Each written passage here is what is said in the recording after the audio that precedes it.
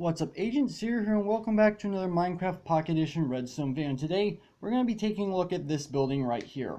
Now, a lot of people have been playing Realms, so there's a lot of YouTubers out there who have this on their channel, and with me actually being part of an upcoming Realms series, I decided, hey, you know what, this would be cool to put in my the Realms world, because I figured this is a really good thing to do. So those who play Realms, usually when that goes on, people set up like shops and stuff, so you can buy stuff from each other. And I've been working on this redstone creation for a bit of time now, for about a week.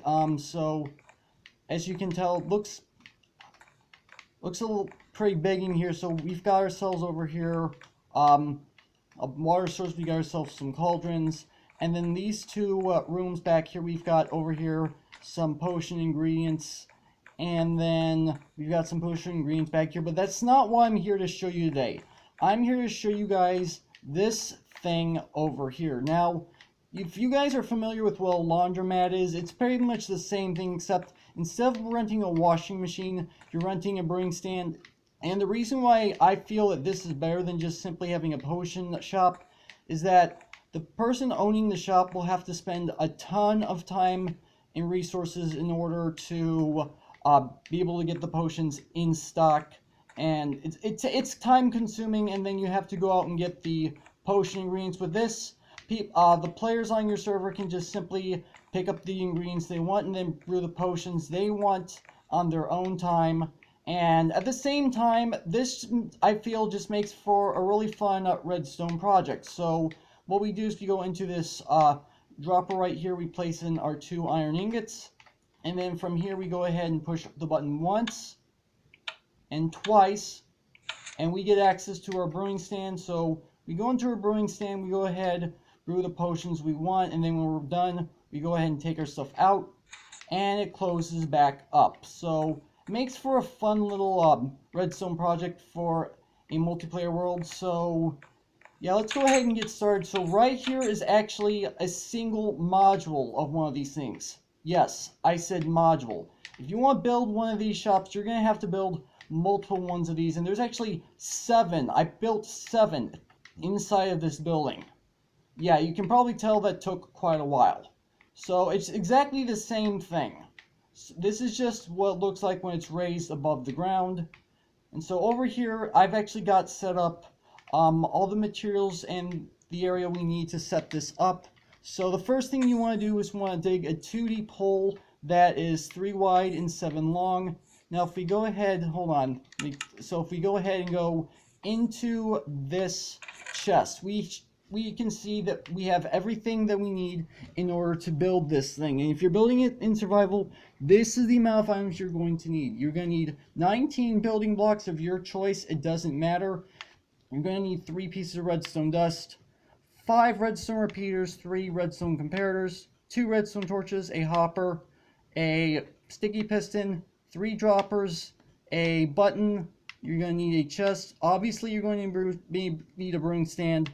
And then you're going to need something that you can use to lock up your brewing stand. I'm just using glass blocks because it looks good. And then on top of all this is actually, hold on, let me just go ahead and grab this stuff really quick. And on top of all of this stuff, you're actually going to need a few stacks of items in order to set everything up. So quickly going, actually no, never mind, just going to go ahead and start building all the way over here. So the first thing you want to do is you want to put down, hold on, let me get my stuff out. You're going to need your chest, you're going to need your hopper, sticky piston is right here, and then let's go ahead and grab our basic materials.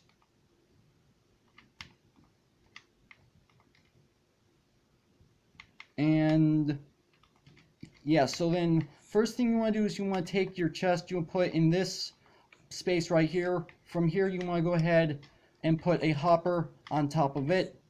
Then you're going to put some temporary blocks down, because what you're going to do is you're going to come underneath and you're going to go and take your dropper and place it facing down just like this, and we can go ahead and get rid of that block right there. Next, what you want to do is you can go ahead and put down your sticky piston. It's going to be in this block facing up, and if you want to put down a block right here temporarily, in order to put this sticky piston down, you can, but it's not completely necessary. So then now what we need to do is get out our other items, which is our brewing stand, our glass, and then our buttons. So what we're going to do is going to put our block right here. And again, like I said, it does not have to be glass. It can be whatever you want it to be to lock up your brewing stand. So, oh yeah, I forgot I need building blocks for this. Okay, so put a block here, and you're going to put a button right there. And then you're going to come to this side, and you're going to put that block right there with your brewing stand, just like this. Now, this is where you're going to spend a lot of time placing blocks, because there's going to be a number of blocks you're going to be placing down in a row right here, and at the same time, you're going to be putting some of them down only temporarily. So we'll put down blocks in a shape like this. If I can aim correctly, let's go ahead and put a block right here. You're also going to want to put a block right here. You don't need that. Then you're going to need a block right here, and you're going to need a block right here, and you no longer need this block. From here, what you want to do is you want to go ahead and take your redstone comparator, and you want to place it down right here. Then what you want to do is take redstone dust and place it right here. Then what you want to do is you want to take your repeaters. You're going to place a repeater here and make sure it's facing into that block. Then you're going to come to this side, and you're going to place a repeater right there. And then you're going to come down, and you're going to put a redstone torch right there. And as you can tell, our piston should extend. Now from here, what we want to do is get our building blocks again. We're going to put a block directly on the side of that hopper. We're going to put a block down right here. And then we're going to put a block right here next to this redstone torch, just like this. We're going to take another comparator, and we're going to place it down right here. Next step we're going to do is we're going to come down to the bottom. We're going to take 2 pieces of redstone dust, and then you're going to put a repeater on either side. So you're going to put a repeater here, set this to 2 ticks, and then set down another repeater facing this direction. From here, what you want to do is you want to put down a block right here, put a redstone torch on the side of this thing, and then put a block on top of that torch. Now what you want to do is come over here. You're going to put down a block right here, and then from here you're going to put down a dropper facing up. Now before you do anything else, you're going to go into this dropper, and you're going to put in one item. It doesn't matter what it is, you just need one item in there. And then from here, what you want to do is you're going to build up a block like this, and this is also going to be a temporary block. Then what you're going to do, hold on, give me a quick moment, you're going to dig a hole down all the way to the bottom, and this hole is only going to be temporary. So you take your dropper and you face it down like that, so it's facing into the other dropper. Alright, now we are actually almost done here. The next step we need to do, we need to put a block here, and we need to put down a block on top of that repeater. We're going to take another comparator, our last comparator, put it right here, and a redstone repeater in this spot right here, and that is almost everything done. After you have all this done, you have one final thing you need to take care of. So what you want to do is you want to come to your hopper. First, you're going to put down your item of which you're going to use as payment. So I'm going to use this piece of redstone dust just like this. And then you're going to put in 3 random items. And if you're doing this in a server, like I said you could, you're going to want to actually name these items apart from your payment item, because otherwise someone could just simply put in any random item that's in this list and get it without actually making the actual payment. So this would not be labeled as a comparator, this would not be labeled as a repeater, and so on and so forth. And then you're going to do the exact same thing with this slot right here, except this time you're going to put in 17 items in here. Just like that.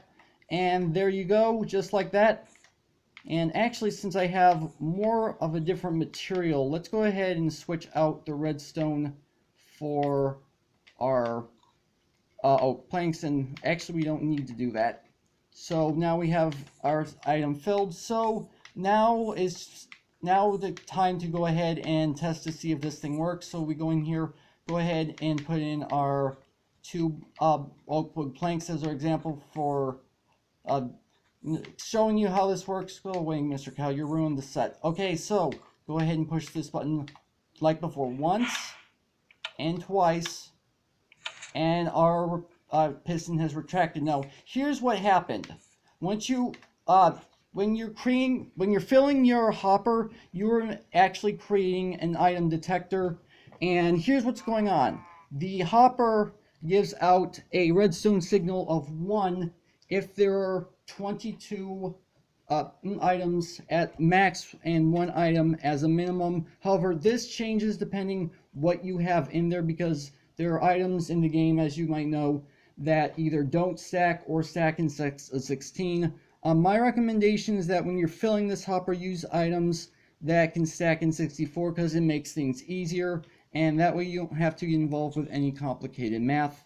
And so so if we go into here, we count out 17, 18, 19, 20, 21. So we put the 22nd item in, nothing happens. But when we put this 23rd item in, what happens is that this redstone comparator reads it, and by default it only gives out redstone output of 1. As soon as it reaches 23 items, this comparator will give out a redstone output of 2, which will power these repeaters. Will do 2 different things.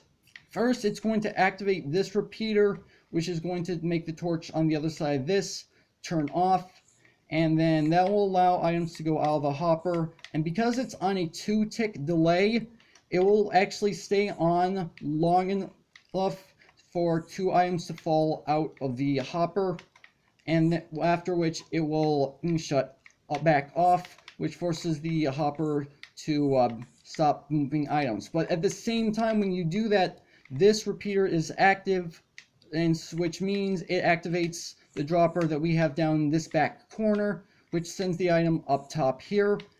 And then this comparator reads the item and then powers this block, which in turn turns off a redstone torch. Now, I know this sounds really complicated, guys. I understand that, but I'm trying to explain this as best as I can so you guys understand it. So as long as there's an item in this dropper, the torch under here remains off. However, once you go ahead and put something inside the brewing stand, we go ahead and put in our ingredient. Redstone is actually an ingredient for brewing potions.